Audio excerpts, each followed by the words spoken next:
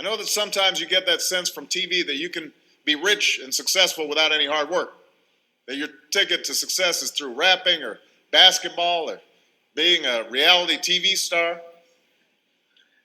Chances are you're not going to be any of those things. The truth is, being successful is hard. You won't love every subject that you study. You won't click with every teacher that you have. Not every homework assignment will seem completely relevant to your life right at this minute. And you won't necessarily succeed at everything the first time you try. That's okay. Some of the most successful people in the world are the ones who've had the most failures. J.K. Rowling, who wrote Harry Potter, her first Harry Potter book was rejected 12 times before it was finally published. Michael Jordan was cut from his high school basketball team.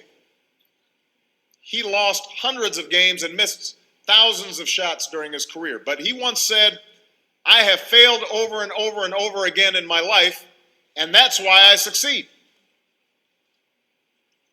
These people succeeded because they understood that you can't let your failures define you. You have to let your failures teach you. You have to let them show you what to do differently the next time. So if you get into trouble, that doesn't mean you're a troublemaker. It means you need to try harder to act right. If you get a bad grade, that doesn't mean you're stupid. It just means you need to spend more time studying. No one's born being good at all things. You become good at things through hard work. You're not a varsity athlete the first time you play a new sport. You don't hit every note the first time you sing a song. You've got to practice. The same principle applies to your schoolwork. You might have to do a math problem a few times before you get it right.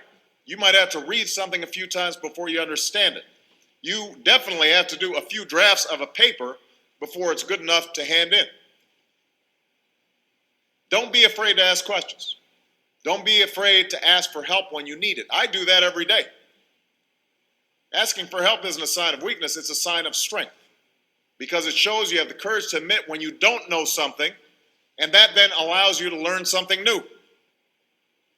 So find an adult that you trust, a parent, a grandparent, or a teacher, a coach, or a counselor, and ask them to help you stay on track to meet your goals.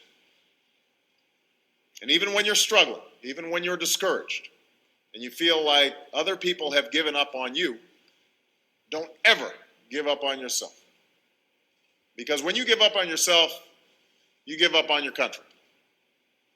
The story of America isn't about people who quit when things got tough. It's about people who kept going, who tried harder, who loved their country too much to do anything less than their best. It's the story of students who sat where you sit 250 years ago and went on to wage a revolution, and they founded this nation. Young people.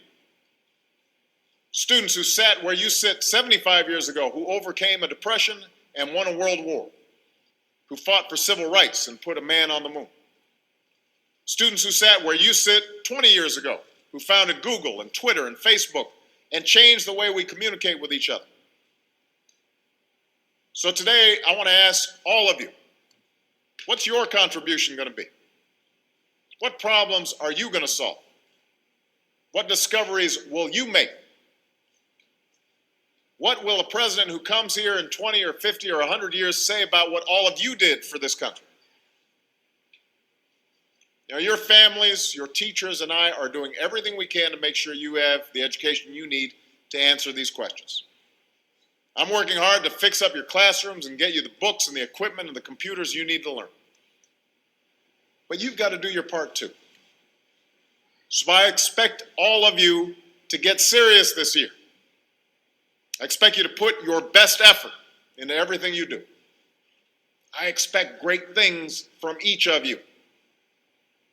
So don't let us down. Don't let your family down or your country down. Most of all, don't let yourself down. Make us all proud. Thank you very much, everybody. God bless.